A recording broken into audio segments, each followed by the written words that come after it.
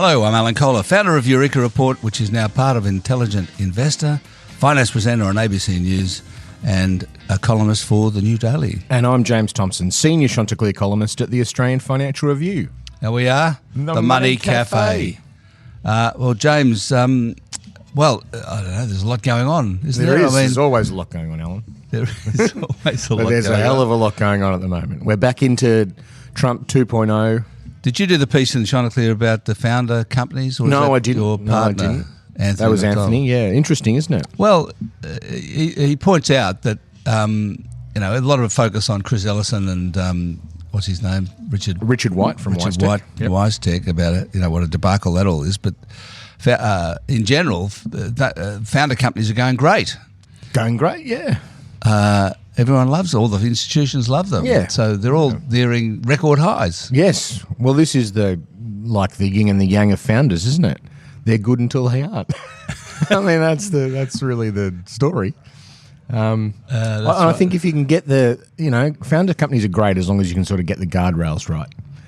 And those two companies didn't get the guardrails right, so yeah. You and how do you know? Alert. Is there a way of knowing whether they've got the guardrails right ahead of time? I reckon there is. I reckon there's a couple of things to watch for. One is the related party transaction section of the annual report. If you get a sudden increase or there's a big line of related party transactions, which is where the company is dealing with the founder or the founder's family or people close to the founder, then that's a sign that there's a bit of inside transactions going on that you just need to be mindful of. I think if they're really well disclosed and they're legitimate, arm's length, independent, all carefully done, maybe you can get comfortable with them. But just watch that. I think in the case of Mineral Resources, where Chris Ellison's the founder and CEO, there is a lot of related party transactions, very poorly disclosed. There's a big sort of trust me, it'll be fine type thing going on, and that's unacceptable. Yep. No, that's good. Good advice. Thanks, James. Yeah, no worries. Okay, so what else to talk about? Trump's tariffs. Oh man, we're back. 25% on Mexico and Canada. So the question, I guess, is: are the tariffs actually an intention, or are they simply a negotiating tool? Well, I think if you're a Canadian or Mexican, you better hope they're a negotiating tool, because 83% of Mexico's exports go to the US and 75% of Canada's. Yeah, but a huge proportion, like 30 or 50, I don't know, 50% of America's tomatoes, etc., other produce come from Mexico, right? So suddenly they're going to go up in price. Cars. They're going to go up in price by 25%, right? Yep, I think someone's worked out the average hit to a car is $3,000. Yeah, that'll be popular. Yeah. So, and the thing is that they can't really grow their own tomatoes in the US because they're going to deport all the illegal immigrants who would otherwise grow them. Yeah.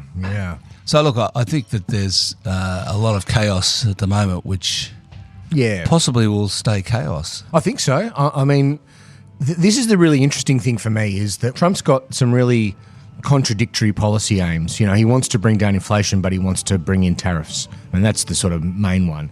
So I think markets had sort of got more comfortable with the Trump world because he'd appointed Scott Bessent, this hedge fund manager, as his Treasury Secretary. And Bessent's sort of very sensible guy, wants growth, wants to get the debt down, wants to look after the market, and everyone went, that sounds good. And then like a day later, Trump comes up and goes, bang, tariffs for you, tariffs for you, tariffs for you. Yeah. And so they do look like negotiating tools, but I guess he's going to have to follow through in some way for some period. Otherwise, that's right. If you don't actually do it ever, then you can't negotiate. You can't use it as a negotiating tool. That's right. So exactly. It'll be very interesting to see where it goes. But yeah, I actually think like the China tariffs were expected. The Mexican and Canadian tariffs are the real one that should make investors go, I wonder how this plays out. Supply chains around the world can and did adjust to Chinese tariffs in the first Trump administration. But if you've got tariffs going on lots of places at the same time, it makes it hard for the world to adjust. I mean, it's interesting because there's a piece in MarketWatch this morning about how all of the strategists of all of the big banks and investment houses in the US are calling for continued outperformance by the US market next year against the rest of the world. I mean, obviously the US market has outperformed the rest of the world significantly over the past couple of years, right? And all of the big investment houses strategists are saying it's going to continue. Yeah. Makes sense though, right? Well, sort of, except for Trump. Yeah, but you could flip it around and say because of Trump. I mean, where else are going to be giving corporates a big tax cut? Where else are going to be sort of deregulating? That's true. In a sort of major way. So, you know, if you can ride out the tariffs. Yeah, but what if it's a complete shit show? Yeah, well, that's possible too. I have seen some research from some of these big banks that say, well, if we do go down the shit show path, actually the US tends to weather shit shows better than anywhere else. So I don't know. Okay. I don't know. I mean, it is hard to bet against the US, but yeah, I'm lucky that I get to talk to people inside the super funds. This is the question they are asking themselves, like global stocks. Australia's super savings are more exposed to America than they have ever been in history. And they'll need to be increasingly because we're sort of capped out at home, right? So that is what the super funds are wondering. Can we continue to put money into expensive global stocks? How much money do we want to put in there? So well, they have no choice, right? Because they have to have an allocation to equities. Yeah. And as you say, they can't really go into Australia. They've got too much money for the Australian market. Yeah. So it's got to go into global equities, right? It does. But to your point, should it go into US equities or cheaper European equities? Yeah, that's right. I don't know. So there's a huge gap in valuation between America and Germany at the moment. So is Germany a buy or not? That's the question. Man, the economy there looks like it's in real trouble. Yeah, I know. Real trouble. That's right. So, I mean, so I think this is what investors are doing. They're going, where else could I go? China? Oh, I don't know about that. Yeah, so what this MarketWatch piece was talking about was the TINA traders back. There is no alternative. Yeah. Which is the TINA trade that was kind of basically equities. You got to go equities because interest rates were too low. That was the original TINA trade. Now there is no alternative to the US. Yes. Yeah, the bear that lives not so deep inside me. I mean, another aspect about that. Another aspect of what's going on is the sale of the banana taped to a wall with a piece of duct tape for $6 million, right? Yeah, so $6 million US, Alan. $6 million. That's 6.2 million US, if you don't mind. Yes, indeed. The New York Times had a lovely piece this morning about the bloke in the Bronx who sold the banana. Right. The artiste. No. Oh, he's got a fruit stall. Okay, yeah. And it's clear. 35 cents it was, wasn't it? He sold it for 35 cents, right? Yeah. The bananas. It's 4 for $1. Yeah.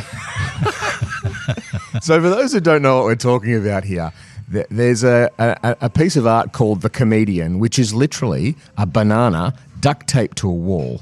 And there's been 3 versions of it, I think, sold. And the latest one was sold last weekend for 6.2 million US. And what you get for that, Alan, is the banana, duct tape, and a bit of paper that says this is a certificate of authenticity. Yeah, and it also tells you how to go about erect your own. How to duct tape it to the wall. Yes. And the thing is, this has been going on for years, right? So the Italian artist, whose name I now forget, who created it, did it like 5 years ago. And of course, it's been a series of different bananas since then because they all rot. Yes. They go brown and rot. And so the idea is you just replace the banana. Brilliant. But you know who bought this? It was a crypto billionaire entrepreneur. Yeah, Justin Sun is his name. Justin Sun. Yeah. So and he's delighted. He's delighted. He says he's going to eat the banana. But the thing is, he didn't buy it off the artist, right? He bought it off another collector. Right. So the artist didn't get the money. Right. Someone else had bought it and presumably replaced the banana. So the only thing that's kind of, in fact, maybe it's not even, the only thing that's original is the duct tape, but there's probably not originally either. It's a different piece of duct tape all the time. But the point of this, the point of our banana rant is this like a moment in time that says the world's gone crazy? Bitcoin's going to 100 grand US. Yeah. Crypto millionaires are buying duct tape bananas. Well, So where are we? So our favourite strategist, Victor Schvetz, says the whole thing, the banana and Bitcoin 100,000 or close to it, is just another symptom of there's too much capital in the world. It's just there's too much liquidity, too much money in the world. And the thing is that the people who are close to the capital, that is to say the rich people, are doing really well. Yeah. The rest of us are doing poorly. Yes. I'm not sure. When I read Victor's note a couple of times, don't quite know where he got to with it. But he's just saying, I suppose, that this is just another. Well, I think what he's fact that there's this whole lot of money in the world, and there's some sort of sense to it, in a sense. Well, I think his point is that there's bubbles everywhere. Everything's a bubble. But the sort of unspoken truth is that we're all in on it. We're all winning from it some way, even if it doesn't feel like we are. And so central banks and governments, they do everything to keep the bubble going.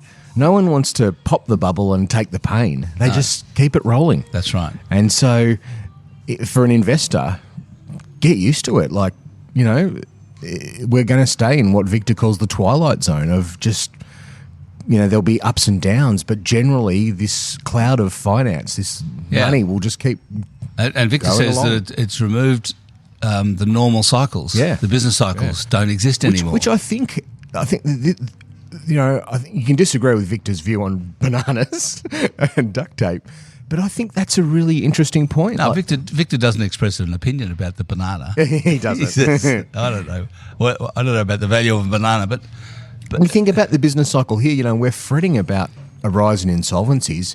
It's nothing like what we saw pre-pandemic or back in the GFC. I mean, we haven't really had a really sharp recession outside the pandemic, which is sort of a weird one-off, in what, more than 30 years. It's hard to say the business cycle still exists. It does feel like Victor's right. We just sort of roll along in this sort of twilight zone where things change, you know, inequality rises. The rich get richer and the poor don't. But yeah, I think it's a compelling argument. Yeah. And, you know, let them eat bananas. I've been doing a piece that's kind of related to this. I'm going to record it today for Sunday's ABC News about the fact that usually when interest rates increase to the extent that they have, there's a big rise in unemployment and you get a recession. So that happened in 82, 91. And when there's a recession or a big rise in unemployment like that, the RBA responds very quickly and starts cutting rates really fast and hard.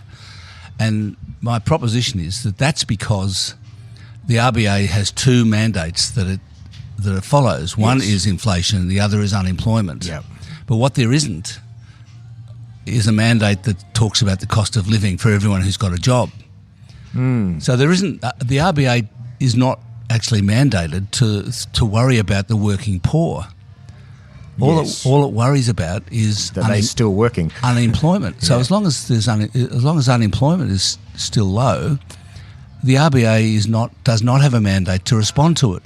Yeah, it's an interesting point. Yeah. And the other point about that is that if unemployment goes to 10% or 11% as it did in 82 and 91, then what that means is that the cost of adjustment, the burden of adjustment for inflation, falls on a small number of people. It's the people who lost their jobs, right? Yes. Everyone else is doing okay. Yep.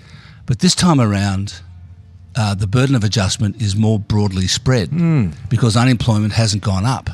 It's gone from 3.5 to 4.1%, which is not much at all. Yep. And so that means that the burden of adjustment is much more widely spread. Because the people who lose their jobs in a recession, they really do it hard, right? Yeah. They go on the dole and they lose everything. They're buggered. But so which one's better? Which outcome's better? Well, good question. I don't know. Yeah. Well, certainly...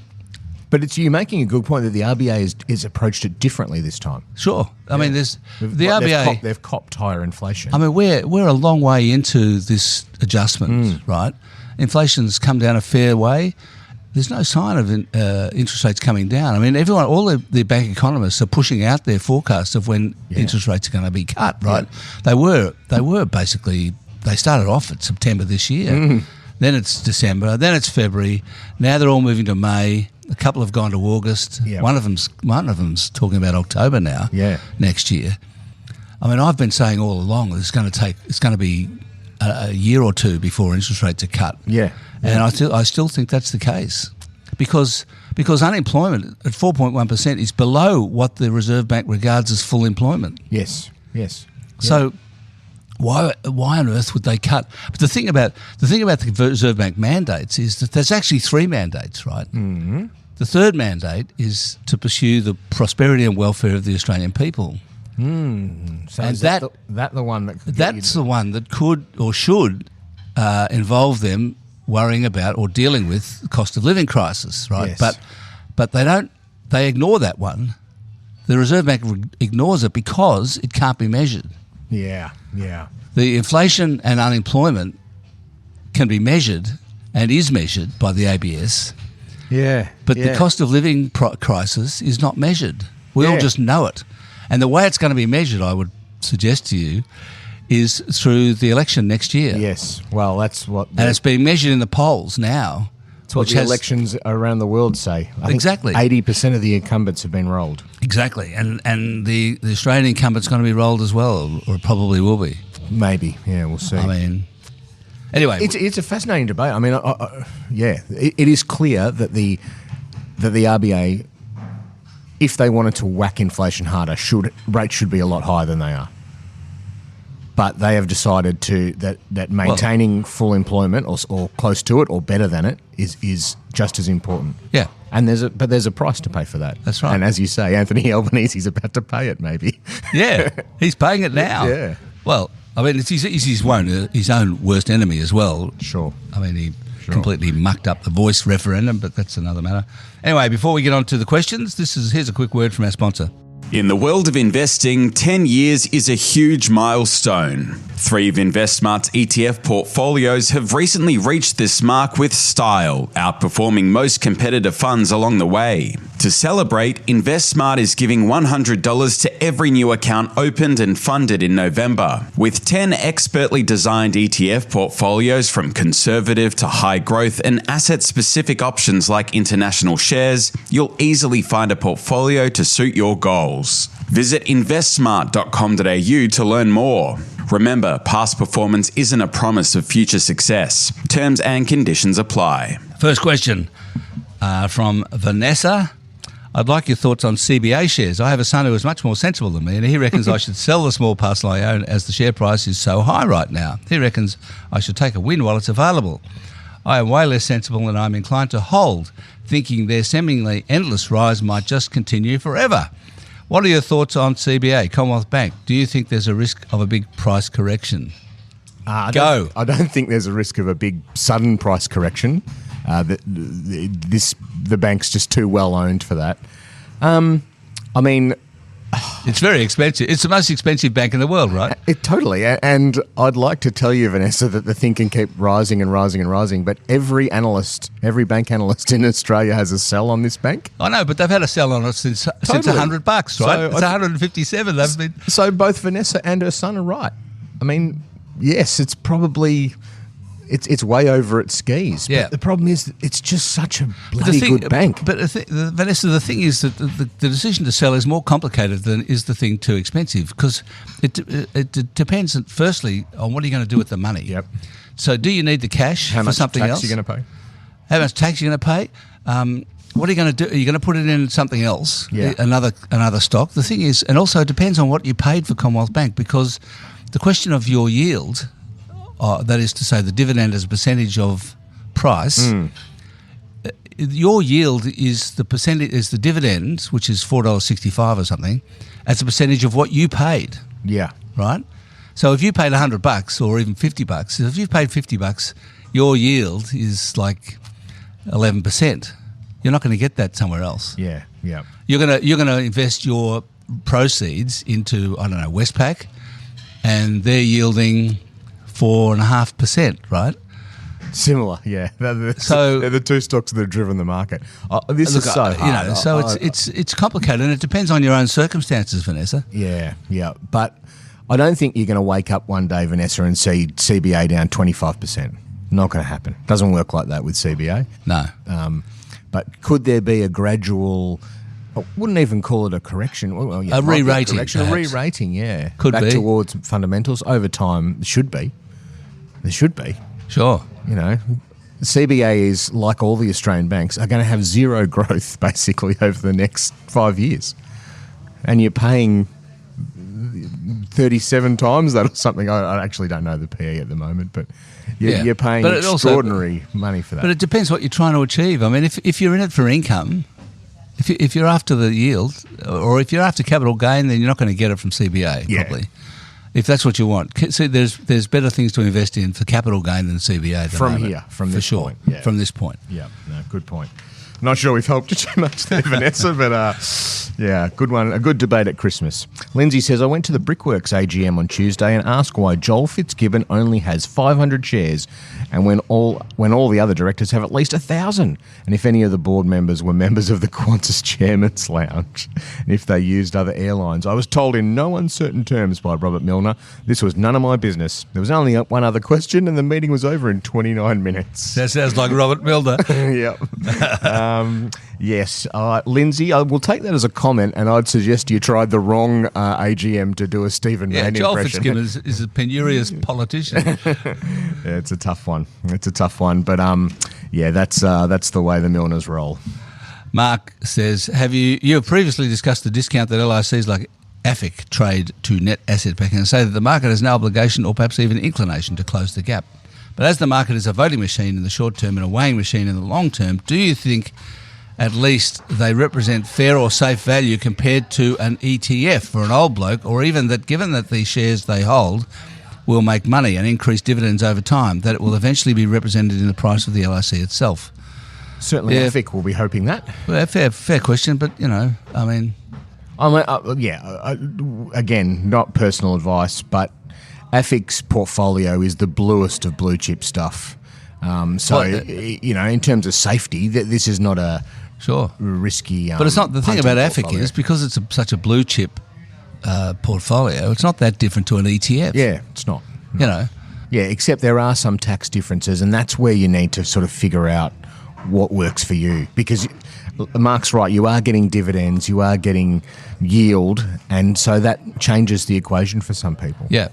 There have been times, it's worth pointing out, Mark, not that long ago. Like, I remember writing a story about 18 months, 2 years ago.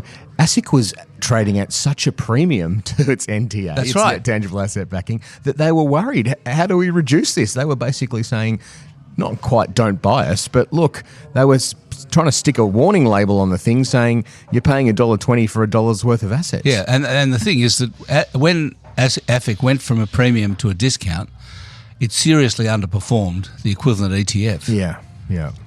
And that's what happens with LICs. Yeah. When they move from a premium to a discount or a discount to a premium, then you do better than the market. Yeah, but it's a rock solid. It's been around for so long, Mark. I don't think safety would be your concern. I'd be thinking about other stuff. No. Steve says, really love the show. Thanks for all the knowledge and table talk you've passed to me over the years. Hoping you might be able to give me some insight into where home insurance premiums are going. Assume the answer is up, but how far? Is there a plateau in sight, and what's continuing to drive this? Surely we already know how bad the outlook is on natural disasters, and this is factored into premiums. He lives in a bushfire-prone area in regional New South Wales, but don't know how the significant increases are sustainable for me personally or anyone else. Yeah, well, that's the right. I don't think they've stopped going up. No. I think that the insurance companies are sort of trying to keep up. They don't know what's going on. There's two things going on here. One is the inflationary aspect. So construction costs, materials and labour have gone up 40%. So that is still flowing through to premiums. That should hopefully ease in the next couple of years, hopefully, but it's no guarantees. And then you've got this natural disaster thing. And sorry, Steve, the outlook for natural disasters isn't sort of locked in yet. It's a developing picture. I mean, the insurers take reinsurance coverage every year to try and cover this, but there's no guarantees they get it right. And for the last decade, really, they've been surprised on the downside. What we're seeing in America is amazing. You know, there are whole this is a big issue, going to be a big issue in America. There are whole swathes of America where you just can't get insurance anymore, and it'll go that way here.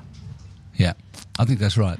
So it will get to a point, Steve, where it's not so much expensive. You won't be able to get insurance. You'll have to self-insure. That's if you're living in a forest or you're in a floodplain. If you're in a floodplain, you just won't get insurance. Yeah. And I think that probably means you can't live there. Yes, and the market is trying to send a signal to those people, right? And if you ask the insurers, they say, well, we've built in places where we just should not have built, and then there's been a disaster, and we've built there again. Yeah. So that's the sort of tough bit, I think. Ben says, I work for women's activewear brand LNDR, founded by Screw Turner's daughter. Interesting.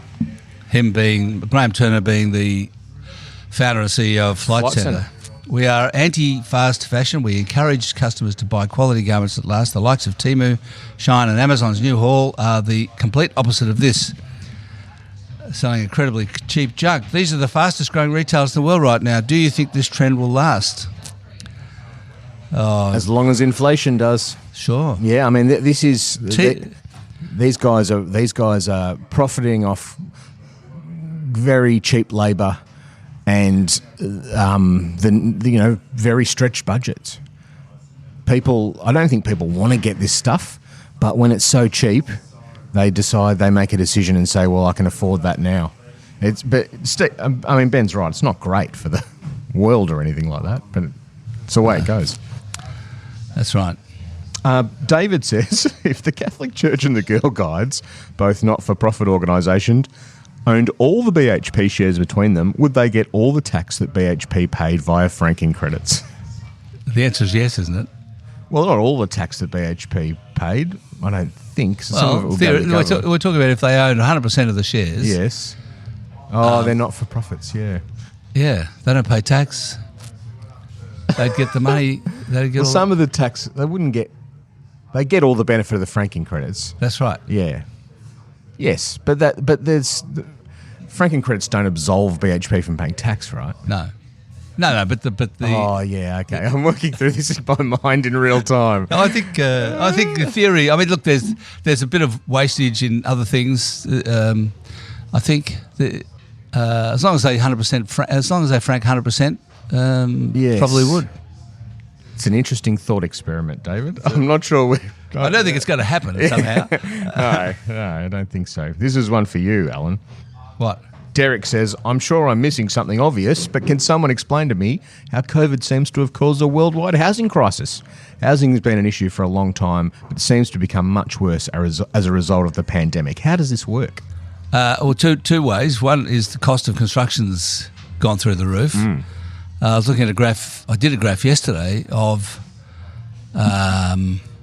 cement prices, steel prices, all construction prices. They're all about 30 or 40% above where they were before the pandemic still, and no sign of them coming down. So what happened was the pandemic caused the prices of construction materials to go up. Yep.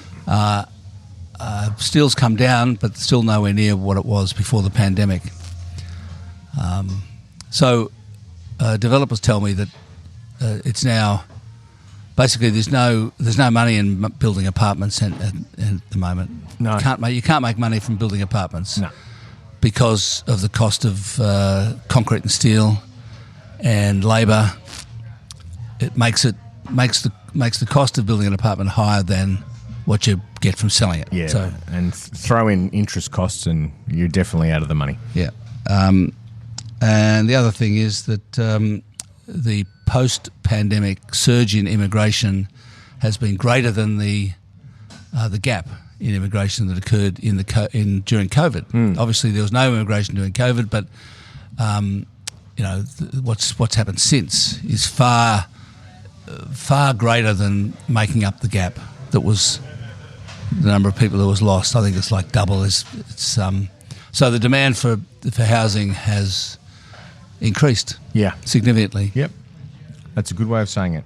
David says, after arduously trying to understand all the possible options available to invest money, I have come full circle to consider a simple strategy of paying down the PPOR, which I presume means principal place of residence, and making top-up contributions to my super. If I'm in my early 30s and my target retirement age, or at least partial retirement, is early 60s, is this strategy reasonable or an oversimplification? Well, of course we can't give you any personal advice, David. But it sounds sort of like generally okay, generally sensible.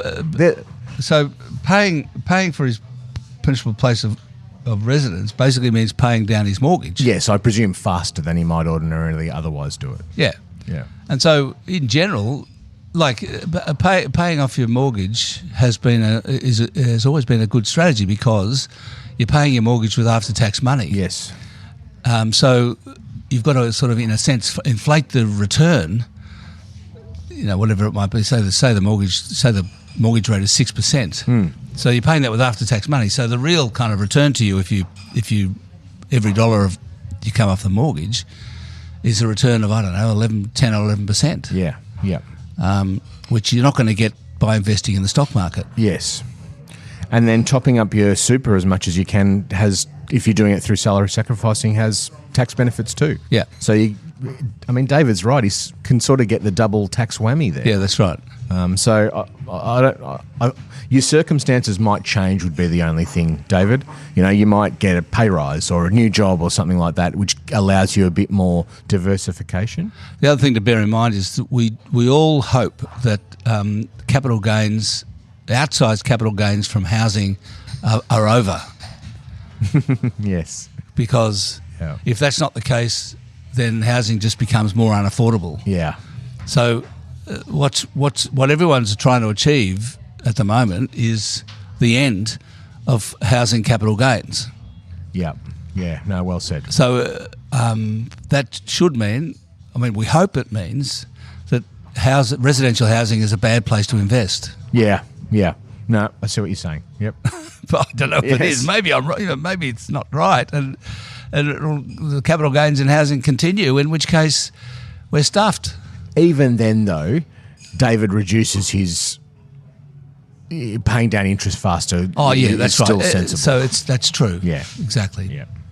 Timothy, there was talk about mandation for super investments, and it occurs to me that rather than just taxing balances over $3 million in super, perhaps they kill two birds with one stone and apply the proceeds directly to an affordable housing fund. Yeah, well, sure, but that's not going to happen. Well, it's the same thing, right? Like,